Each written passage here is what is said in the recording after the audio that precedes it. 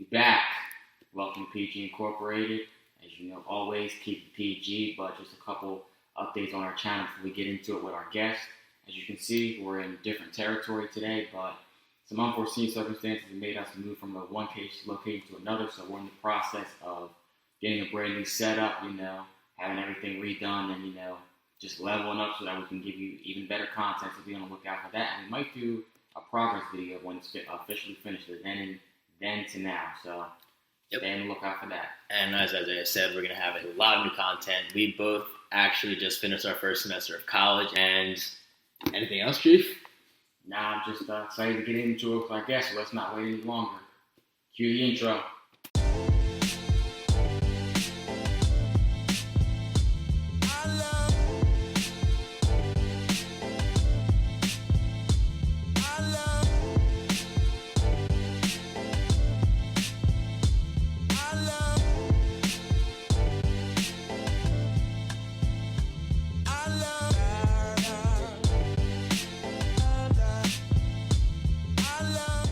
Welcome back, Ep4, All Things PG. Kyle, how you doing, bro?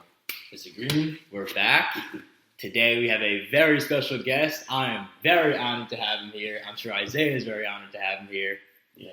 Mr. Keith Pompey, welcome. Man, thanks for having me. Yeah, definitely. It is an honor. He is the Sixers beat writer. He also writes for the Philadelphia Inquirer.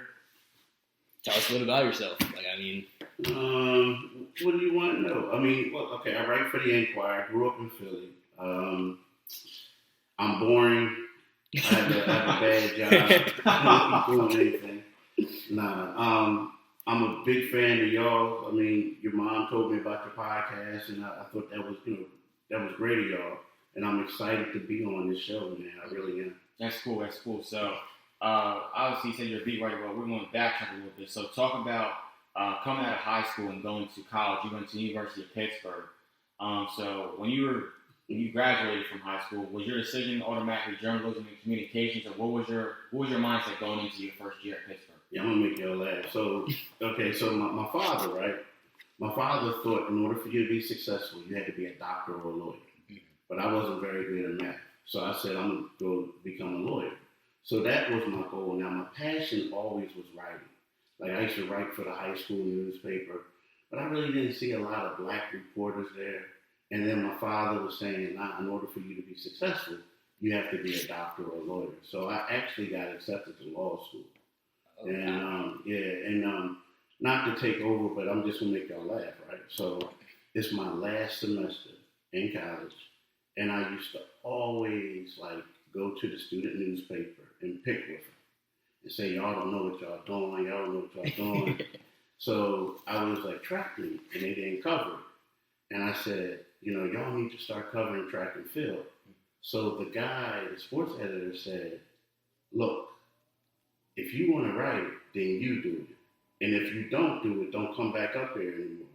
So I was embarrassed. I wrote the article.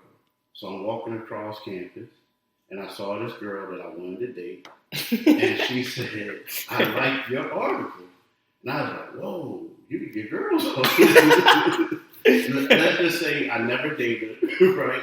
But to me, that was like, okay, I'm going to follow my passion. Gotcha. But yeah, that's how it all started. I know that's a weird story. But hey, that's a great story. That is a great story, yeah.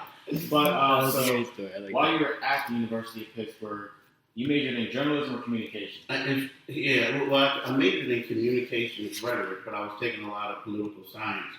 So I didn't really get involved into journalism until after I graduated. Instead of going to law school, I took a job working for the university.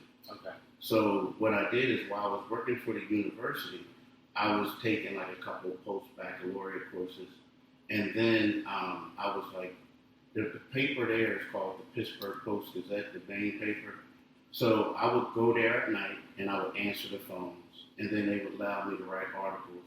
And I would write stuff for it's called the Pittsburgh Courier, the historic black college. So that's what I did. So I really got involved in this after college. Okay. So how much do you think that the University of Pittsburgh, how much do you think that had an impact on where you are right now? A lot. I do just because of I mean, yeah, it did. It had a lot because I think that if it wasn't for me being at Pitt and going to the student newspaper and complaining, I probably wouldn't. I'd probably be bored being a lawyer. I mean, I hate to say it. The only reason why I wanted to do that, I didn't really want to do it. My father wanted me to do it. Okay. So, yeah, being at Pitt helped out a lot. I mean, it did. It opened my eyes up to certain things.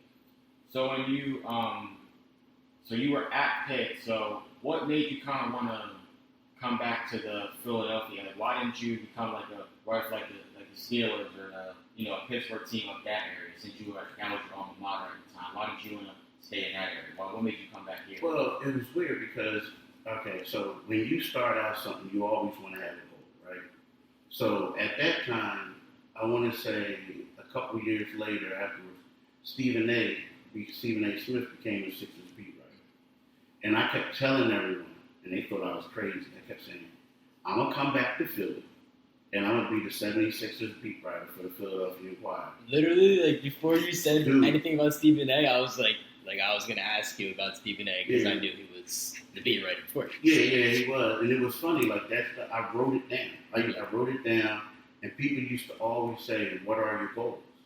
And how when you go places and you have an intro page, it was always, "I'm gonna be the 76ers beat writer for the Philadelphia Inquirer," like Stephen A. Smith, and people laughed at it, right? That's what we said in our last episode too. Yeah. Like, no matter what you do, no matter how far you get, there's always going to be people hating, no matter. But it has to motivate you. So you know what I mean. So it was one of those things where to really make her laugh. So again, I didn't do this stuff per se like in college. So I had to start off like the small route. Like I had like internships. I had internships for like a year and a half, and then my first real job is this small town called Martinsville, Virginia, right? So I'm driving from one of my internships to it was in Roanoke, Virginia.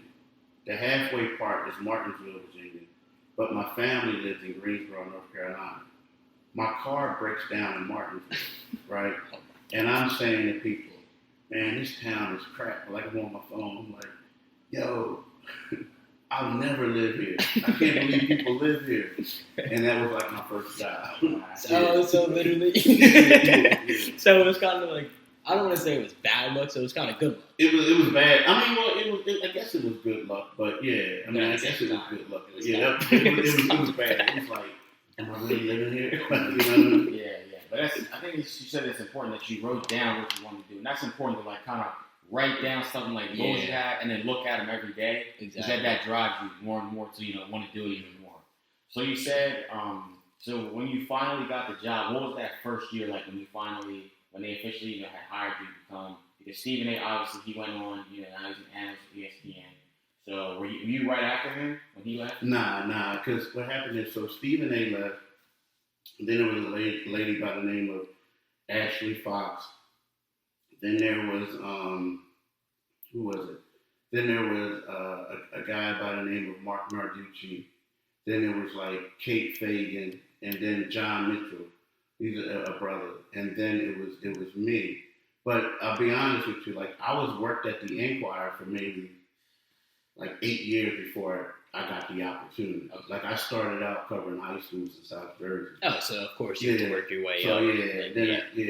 South Jersey. I covered high schools in South Jersey, and then they made me the guy who went, on both sides. And then my break actually came when they had this thing. It was called the Nifty 50, and it was they wanted me to rank the top 50 prospects in South Jersey and in Philly, PA.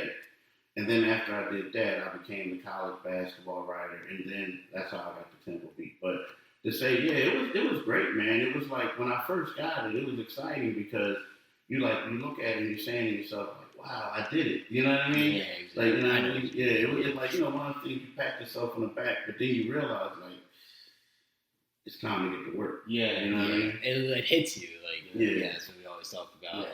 You see your goal and then you push for it, and then it smacks you in the face. You gotta work for it. It was rough the first year because my first year on the beat was when the process started. Okay. You know what I mean? Like, When it was Michael Carter Williams. Yeah. It was crazy. I mean, they were just getting smashed left and right. 10 games. The 10 season, yeah. Yeah, well, that was actually the third year. The first year, I think they won 19 or 18 games. So your first year was the year after they went to the playoffs and lost to Boston in 7 games. Yeah, well, see, they had another year in between that. Okay. But so they had that. You're right. They had that year. Then they broke everything up.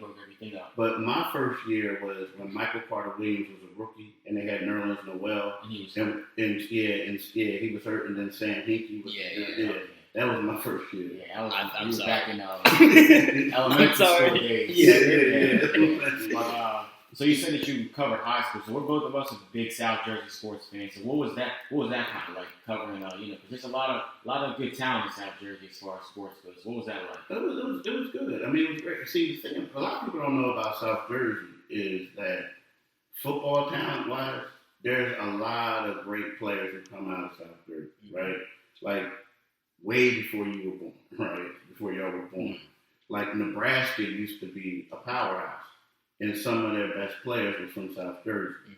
And then maybe when you guys were like in elementary school, USC was a powerhouse, and several of their out-of-state players were from Jersey.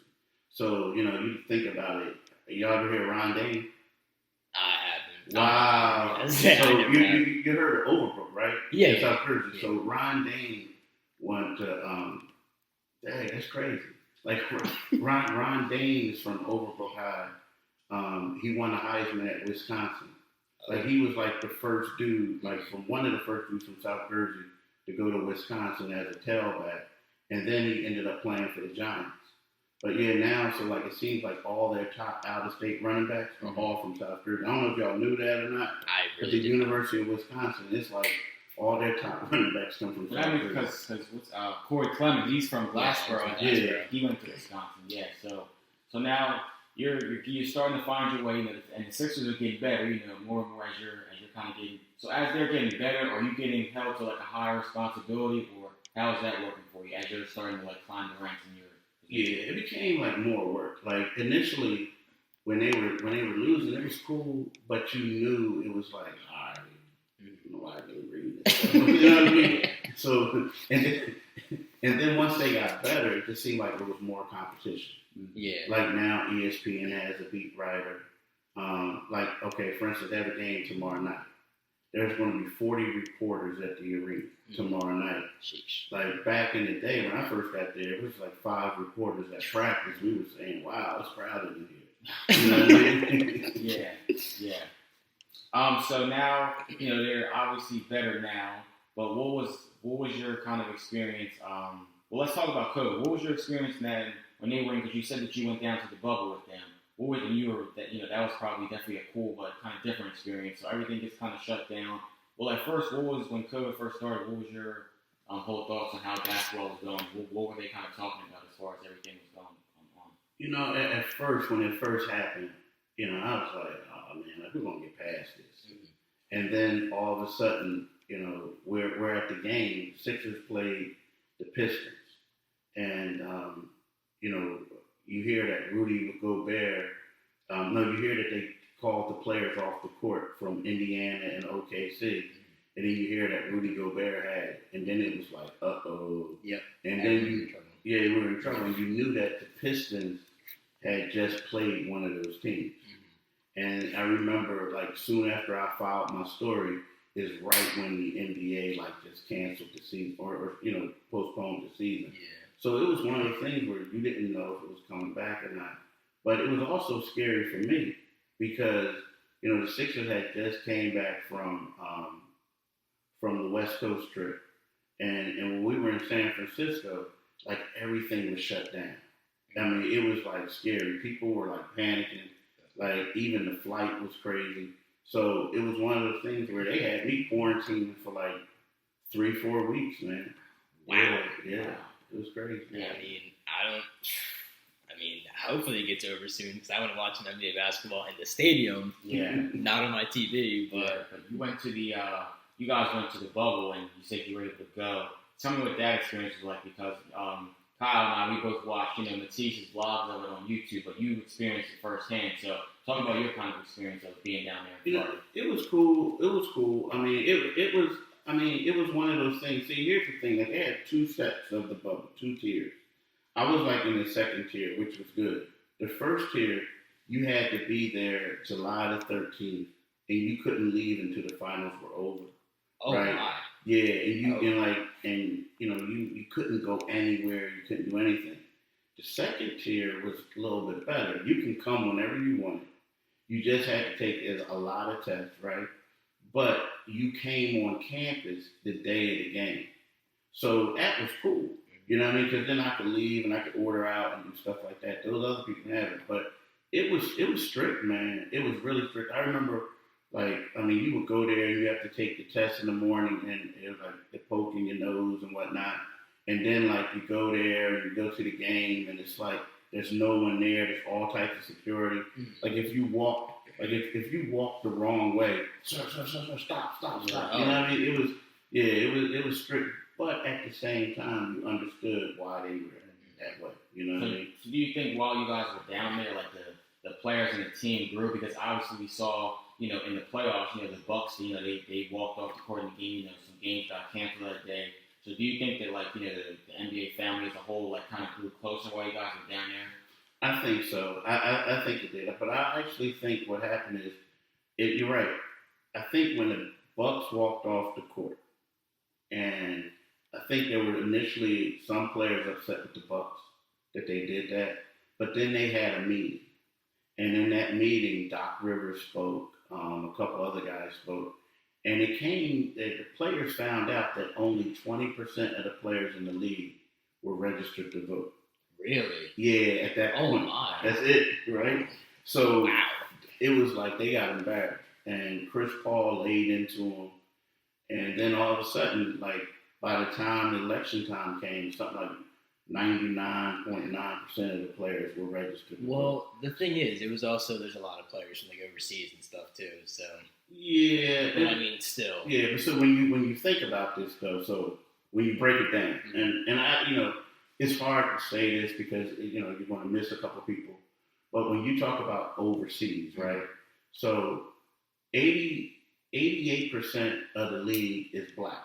Right. So when you say 20% are only registered to vote, then you're like, yeah, don't look good for us. Yeah, definitely. So, that's important that, Chris Paul, you guys were kind of able to get down there, register people to vote. So as you personally, were you able to, while you were down there, connect with more other beat writers from other teams, stuff, where, you guys were able to share, tips and stuff? How were you able to get better as far as writing?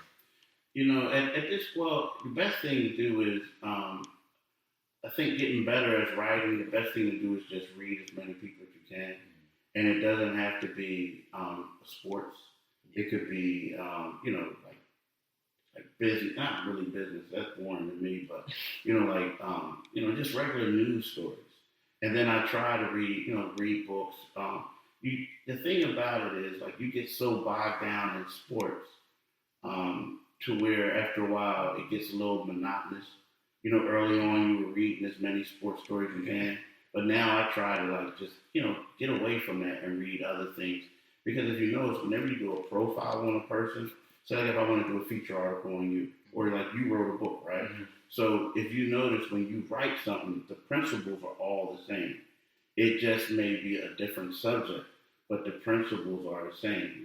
You basically went to a football game, but you ended up writing about a shoe. Right. You understand what I'm saying? Mm-hmm. So you see the little difference. So it's always good to read a lot of different things to give you a different approach and see how it correlates. Definitely.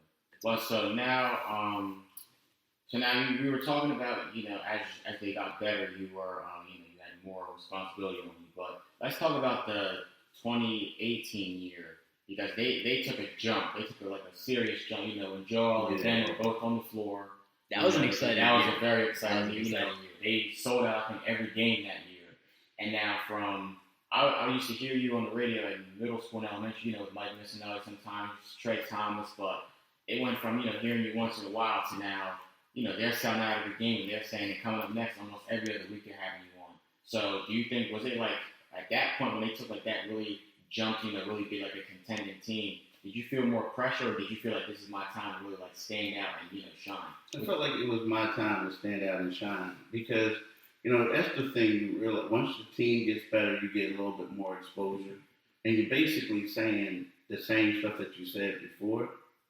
It's just that more people are listening. Like before they didn't want the Sixers on there talking about. They didn't want anyone talking about the Sixers. Like, huh? Like, why? Now it's like, okay, they won 16 games in a row. Let's have them on there. Mm-hmm. Yeah, that's what I was talking about before. Like, we always have this honest conversation between each other. Like, it's always, there's not going to be many supporters until you're that big because, I mean, like I said, there's going to be haters no matter what you do. Right. So. And how excited were you, starting out, writing when they weren't as good? Obviously you're a Philadelphia fan yourself. How excited were you, to just speak, to be the person writing about it as they're taking that? How excited were you, for the team and for yourself to be the head man in charge of it, the writing? I mean, it was great. I mean, it was cool. Now I'm gonna tell you this though. I'm gonna tell y'all this. Like, I wanted to cover Temple football one more year, and the only reason is because they were going to go to Notre Dame that year to play football, and I wanted to go to Notre Dame Stadium and see, and I wanted to say, well, can y'all wait? Yeah. But no, it was great. I mean, because that was my goal, but the thing is, I was told that if I waited a year, there would be a possibility that I couldn't get the job, like someone else would take it. So it was great. Like the thing is, like we talked about earlier, like when you work hard. Like I always tell people, like, here I am, a guy who got accepted to law school, right? And I told people when everybody thought I was crazy for not going to law school, I kept saying I'm gonna be the Philadelphia Inquirer's beat writer. No one believed you. No one believed me. They thought I was crazy, right? So when you get that beat, there's some excitement. You know what I mean? Because you say to yourself, like, wow, I did it. And the only reason why you keep giving yourself these goals is because it's easy to quit. Mm-hmm. Like when stuff goes wrong, you can just quit. And I gave myself that goal, and I was like, yeah. Then afterwards, you're like, well, where the pressure came is you can't be complacent. Mm-hmm. Because sometimes you achieve your one goal, and you think, okay, that's it, I'm done. You know what I mean? Yeah. So basically, as they reach new heights, you have to reach the heights with them, basically. You have to reach heights with them, but then also, it comes to a point where now you look at it and you say, well, what's my next move in regards to like a career thing? You know what I mean? So, stuff like that, or like, like now it's like, okay, so I'm doing this now. I have my own podcast. I'm doing this stuff on radio. So things like that. So you just can't be complacent and just worry about, oh, I'm the beat writer. You got to keep growing. Yeah. So. Now with the beat writer comes a lot of other things too. You get the, obviously you're at Wells Fargo, all the time. You're traveling with the team wherever they go. You're on. What's been like how's that type of been? How's that been for traveling with them? Interacting with the players. How's that part been? Because and also the practice facilities in Canvas. Coming back and forth on and off the bridge. So how's all that been? It's cool. Now I'm gonna tell you this. The thing is, a couple years ago there was a player. He's no longer with the team, and we're over the phone, and we're just talking, and he was like, hey, man, I need your advice. I said, about what? About my girl, man. I don't know what to do. So like, you're saying to yourself, like, oh, right, you make all this money. Like, if she don't want like, if she doesn't want to be with you, you get another one, right? So like, but the reason I'm saying that to y'all is that you realize that they just like regular people. Yeah. Just, they're just like your friend. And I think that if the hype comes from the TV, it comes from the money, all the commercials, and everyone loves them. Mm-hmm. But like, if Ben Simmons came in here, he's gonna say, "Hey, y'all want to play some video games? Like, who I lose?" Right. I'm beating Ben Simmons. Yeah, so they just regular dudes, man. Yeah, but that's important because getting in a position like he's in, Kyle. You see. They, as we're kids, everybody, because I remember I would have tickets, and you had tickets in your court side too. and you would have everybody try to rush the floor, trying to tackle Michael Carter, trying to tackle Joel. Yeah. But then, in your business, you see him every day, and, you're just like, hey, what's up, man? Regular guys. So I think that's an important thing. They're just regular people.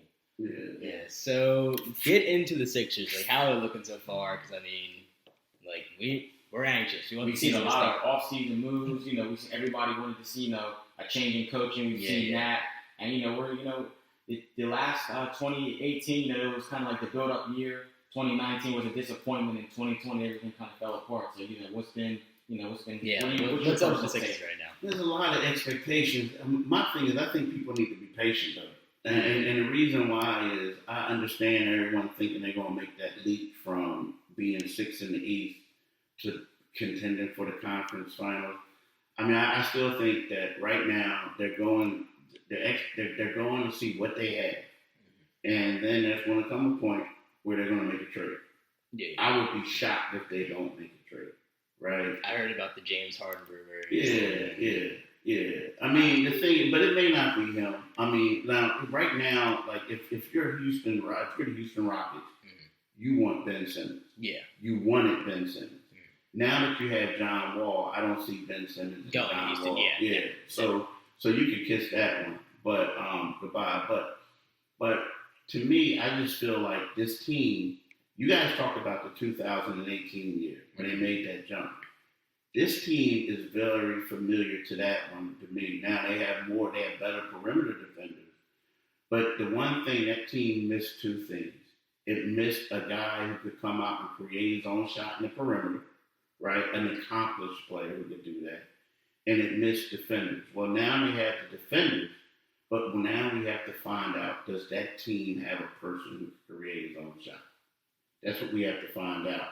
And I don't know. I mean, like, you look at Shake Milton, you say maybe he can, but will he be able to do it when everyone knows he has to take that shot?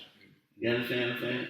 So that's where I'm at with the Sixers. Okay. So I think they still have to make another move. Okay. How about for the last point of that team, how about Doc? What's up? What do you think about that hire? What do you think? I think it was the best one. I think if I'm Mike D'Antoni, I'm a little upset. Yeah. Because like if Doc would have been fired a week later, Mike D'Antoni would have gotten the job. Yeah, would have gotten the job. Yeah, I like that. I mean, I think that what we want to see in Doc, Doc says everything, all the right things, right? But he has to be extremely motivated. Yeah. That he was fired, and they basically gave it to his assistant, right? So when you look at his staff, he brought in a very good assistant coaching staff. So I believe that Doc is going to be motivated. He's really going to try to make things happen this year. Okay. And what would be, just to wrap it all up, Mr. Pompey, what would be your advice to somebody who when you're finished with this and you're finishing up making your mark, they say that they want to be the next Philadelphia Sixers beat writer, or they want to just even be in journalism or something in this field? What would you say to like a high school student or a college student pursuing what you pursued too? I mean, whatever you do, just follow your dream. Don't let anyone say that you can't do anything. Like a prime example. I mean, it got so bad when I told people I wanted to do this that my mom and dad showed up with a van, trying to get me to move my stuff back to Philly. And I told them no. When I come back to Philly, I'm gonna be working for the Philadelphia Inquirer. Because the thing is, you don't want to be 40 or you don't want to be 50. One of those guys thinking like, what if? Whatever your passion is, make sure you follow it. You know what I mean? People are going to say to you, you can't do it, but it's up to you, to decide that you can do it and put in as much work as you can to achieve your goals. So that's my advice for people. Even right now, we talk about I'm not saying don't have a second choice, but push for your goal. Yeah, prioritize your passion, definitely. So, Ms. Pompey, thank you for being on here. It was a great conversation, and look forward to hearing more from you, on the radio, and through your stories. We both definitely follow a lot of the stories you write. So, keep up the good work, and thank you again for being coming with us today. I will link all of our stuff in the description. Mr. Pompey's Isaiah's and I's, of course. His book, once again, his code for low-chi bracelet. Was it ZAY242? Yeah, 242. Link down in the description. And once again, Mr. Pompey, thank you very much for coming on. It has been a great experience. So, as always, keep it PG. Peace.